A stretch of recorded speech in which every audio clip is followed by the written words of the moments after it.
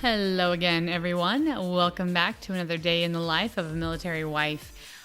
Do you have ancestors or relatives who have served in the military? Do you know about what they did during their service? Honestly, I thought I knew a lot about my family's military family history, and then I really started to look into it and found out there is a whole lot more that I never knew about.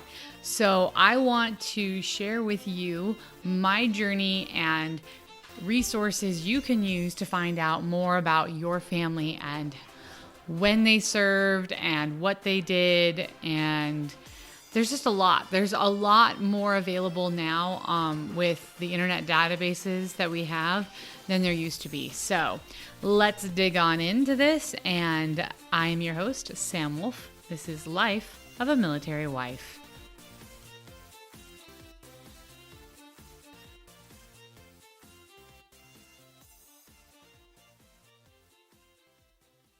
So just to start this off, apologies, my puppy dog is being spastastic, so you may hear her in the background. That said, honestly, this is a topic that I am super passionate about. It's something that has meant a lot to me. And as I was trying to put my thoughts together and figure out what I wanted to say and what I wanted to share and how I wanted to do it, I realized I was spending so much time on that I probably spent more time trying to figure out where to start and what to say than it's going to actually take me to say it. So I figured I'm just going to jump in and go for it. So if you have never done any family history at all, and you really want to learn about your family's military family history, one of the first things you're going to need to do is put together a family tree, at least a basic family tree. There are a lot of different organizations and companies that will help you do this for free. My particular favorite is Family Search. They will walk you through it step by step. You can get a free account. If you already have an account, great. They have a lot of information, and they're a really great resource in general. And they'll walk you straight through that and help you figure out what you need to know and how to figure it out. Anyway, so I would go to familysearch.org and get started through them putting together a family tree. But you're going to need to know names and birth dates and locations minimum of your grandparents, great-grandparents, so on. And your parents might have that information, or you might have, some great aunt who's super into genealogy. A lot of people do. If you don't, then the Family Search has family history consultants that you can talk to on the page and get their help. There's also local family history consultants. I think you can find family history centers in your area through Family Search. I will double check that, and if it's possible, I'll put it in the description below.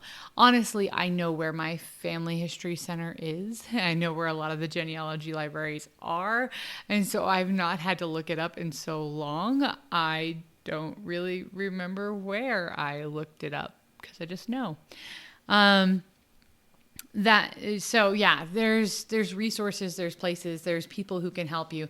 Some will charge and some are free. I'm gonna explain who are free and stuff. So Family Search is my favorite. They have tons of resources when you're looking for military family history.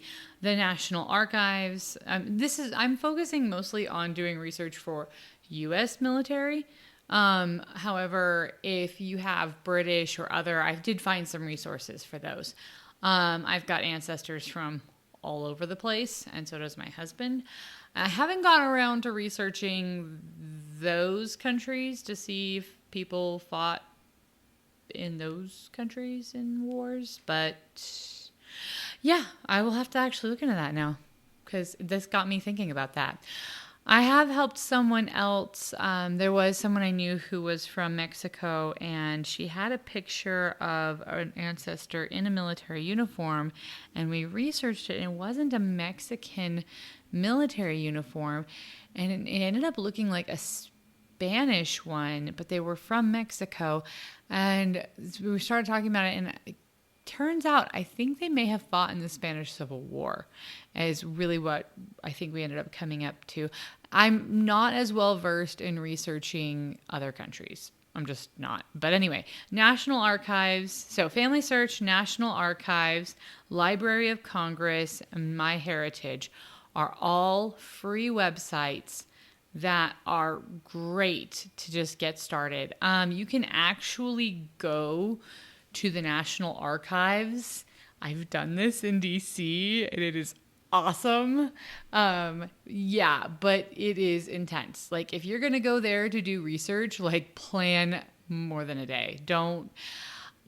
My husband and I, not really thinking it through completely, we planned like an hour, and it took a half hour to get screened and everything.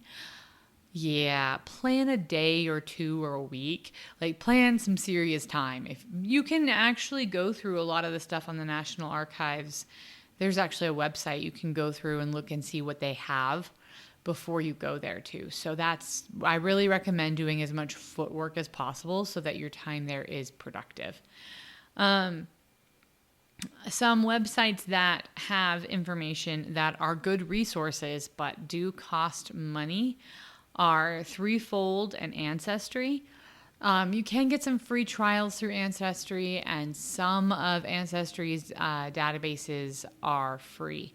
But by and large, you have to have a paid account to get into Ancestry. So I've actually found quite a few records on Ancestry. I've not bothered with Threefold because, yes, they have a really great database, but I've been able to find so much more information through free resources. I just can't justify paying a subscription fee for a website that really only fits one type of family history research, and I really only sit down to do family history research a couple times a month. When my kids were really little, that was what I liked to do during nap time. And sorry, my neighbors are mowing their lawn, and I don't think you can hear it, but if you can, I apologize now. Anyway, okay, so yeah, that's where I've ended up with a lot of my research. And to be completely straightforward, the website I do use the most really is Family Search. The reason why I love Family Search so much is not only is it a great database, it has a wiki. It has a really strong sense of community, and they have websites that tell you how to do research. And then they have a community forum where you can ask questions, and other people who are doing that kind of research will respond back to you and kind of help you through it. So I really love that community sense that you get from Family Search. And honestly, so that's where I would start. I'd start by researching and figuring out the locations and dates that they lived and existed, family names, because once you want to start researching something more specific like military involvement, you have two ways to go about it. There is the location or the geographical research you can do, or there is the specific person research you can do. So when you are researching for something by a specific person, you start with really specific information and then you go broader. So let's say you have an ancestor who you think might have served in World War II, great grandpa or great uncle or something. Then what you do is you go to the databases and you put in all of their specific information exactly. And if you find hits, great. If you don't, then you start to broaden it out. Maybe their birthday got mixed up. Maybe they weren't honest about their birth date. I have an ancestor who lied about his age so that he could join the war. He was like a year and a half too young. Um, so maybe their birth date is wrong because they lied about their age, or maybe their name was misspelt in their records. I know someone, I actually think it's a current service person too. Name was messed up by their recruiter, and so it's their last name as their first name and their last name. But anyway, names do get messed up, more so in the past than in the present. So that's something else you want to try to see. So you broaden it out further and further. Maybe they didn't, maybe you're looking for draft orders from Nebraska and they really lived in Iowa. But they lived on the border, and so you thought they were from Nebraska. Anyway, so then you start branching out to more of, getting a little bit more and more vague. And you'll find more and more. You may end up just looking for a last name.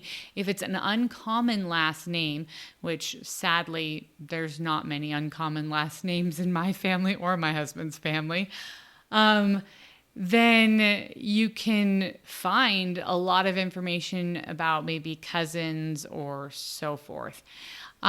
So that's one way to research it, is through the name or the person themselves. The other way is to look for it more generally in the geographic sense.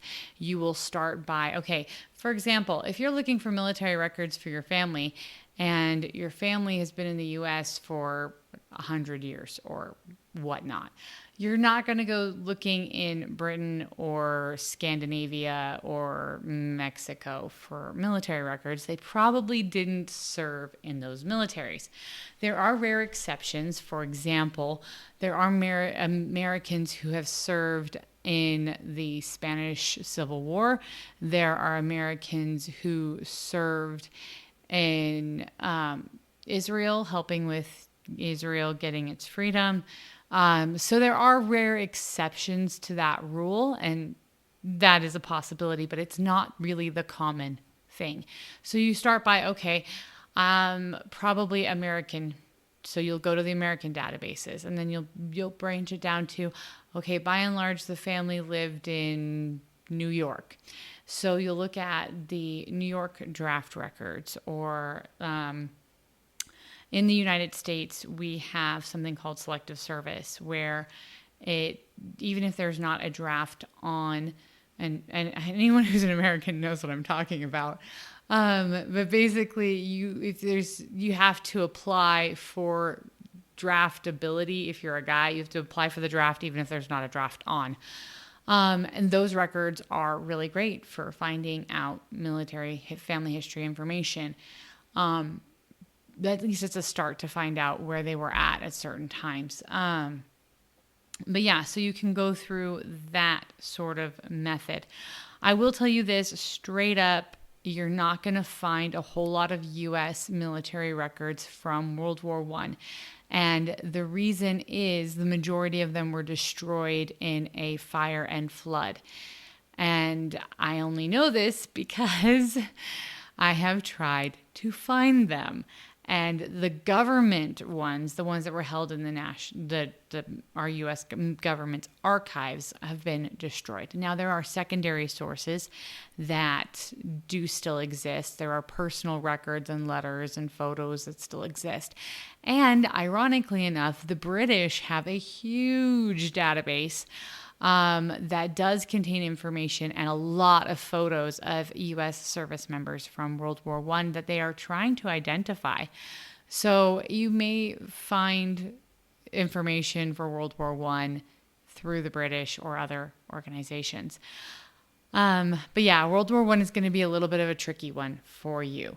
That said, there's another thing to take into account, and that is that while you're looking for these, you need to realize the ages that people needed to be to serve in certain wars.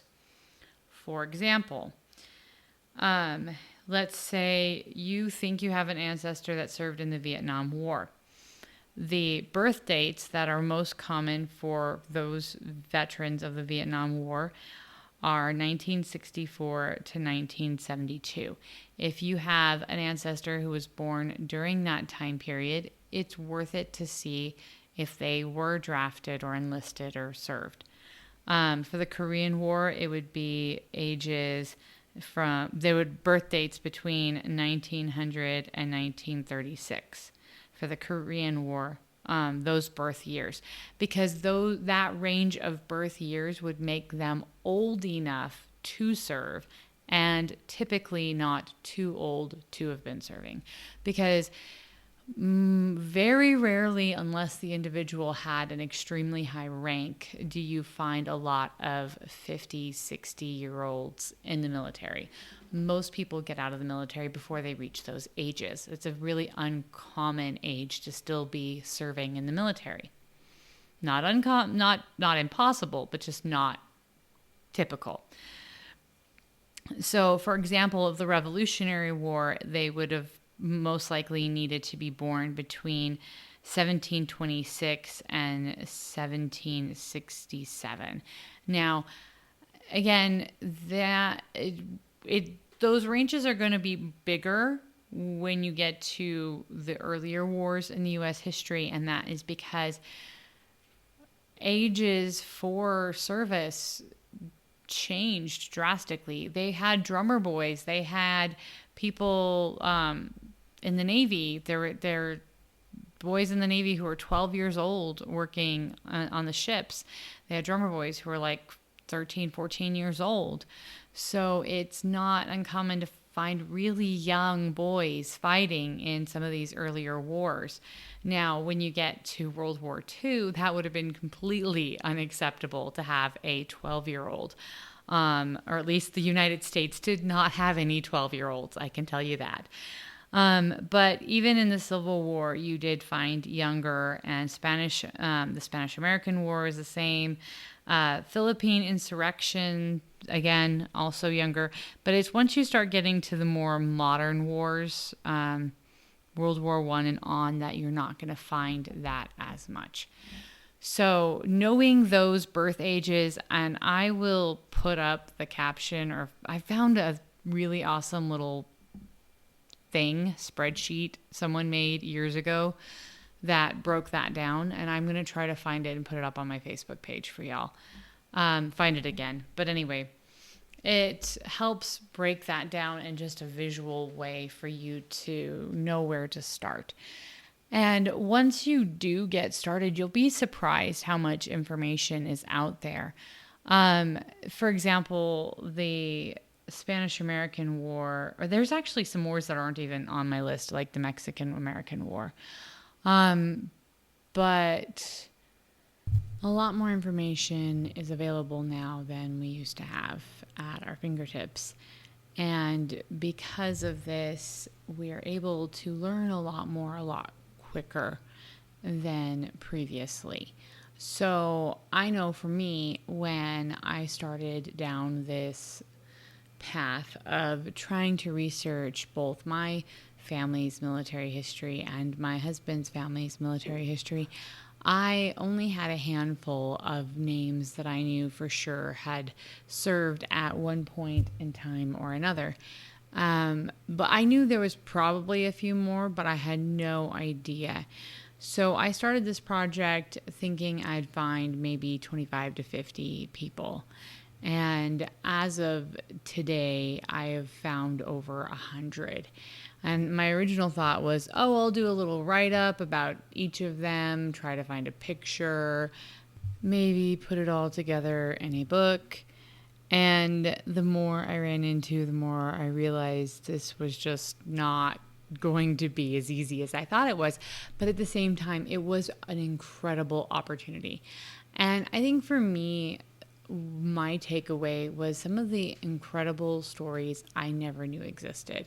For example, I knew pretty well about one of my grandfathers who served in the Mexican-American War in what was called the Mormon Battalion, but I had no idea that I had a few ancestors who were women who served as support personnel for the Mexican-American War. They went along with their husbands, and did the cooking and the cleaning and the washing and first aid and stuff for the soldiers.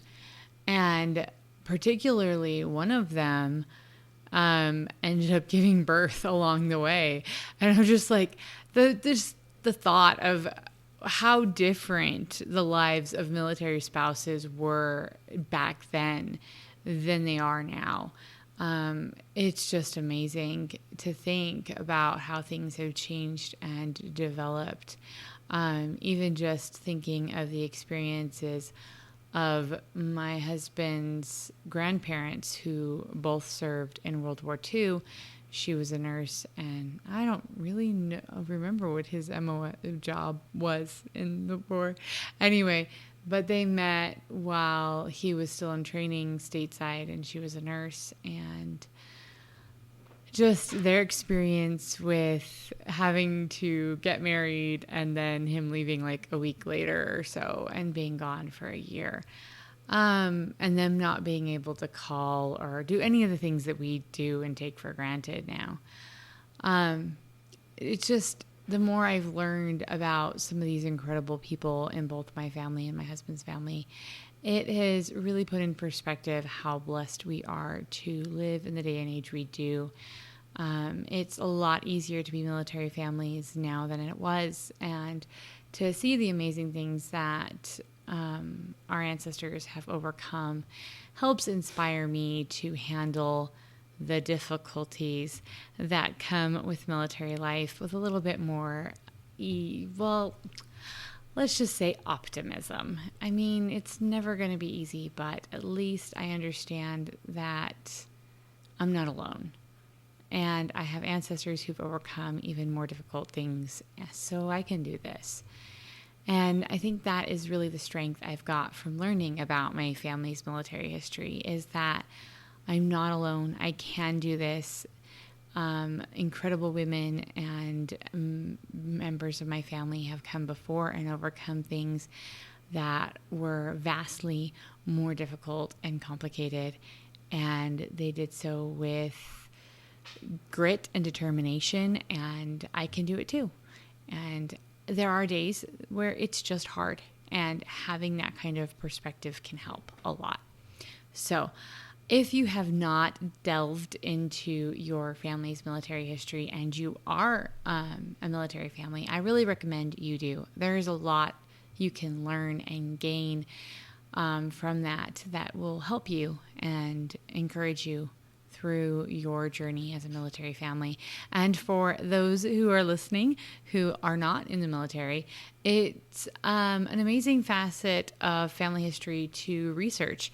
A lot of people will learn about their grandparents or aunts and uncles or which country they came from. Getting your DNA done is a thing now, so you know what your genetic makeup is.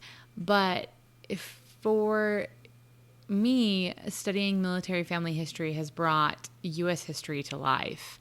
The amazing discovery that I actually had an ancestor at Valley Forge who fought with George Washington has completely transformed how I view specifically that part of the American Revolution, because it's no longer this abstract sequence of events that occurred in our nation's founding, but it was a pivotal and monumental event for a ancestor of mine directly.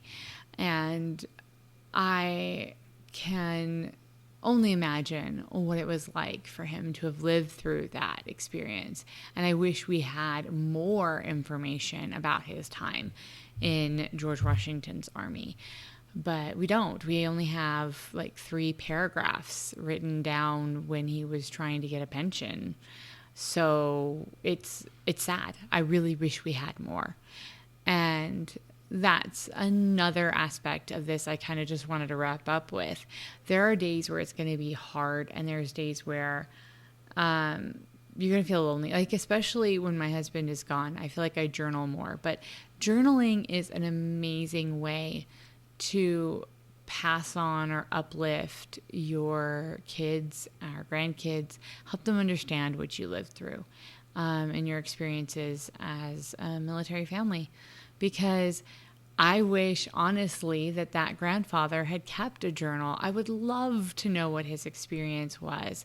Luckily, I do have one ancestor who served in the Mexican-American War who kept a really amazing journal. Again, I wish there was more detail, but I'm so grateful for what we have. We at least have a journal from him and his wife. But so many of these ancestors who I have found out about, I have a picture and a paragraph or a couple lines or a few military documents, but really no stories. And I just want to know the stories. So I'd encourage you to look into what your family did, what your family has done to help, in the military of this country. As well as record your thoughts and experiences and, have some fun with it. Honestly, I love hearing funny stories because there are funny stories when you're in the military. There's inside jokes and some good stuff. So that's something to think about. What are you going to pass on? What are you going to preserve for the next generation? About your experiences as a military family and what can you learn from those who came before you. So I hope this gives a little bit of food for thought. Honestly, like I said, it's something I have come to really enjoy and has meant a lot to me. So I wanted to share that. With that said, I am your host, Sam Wolf, and this is Life of a Military Wife.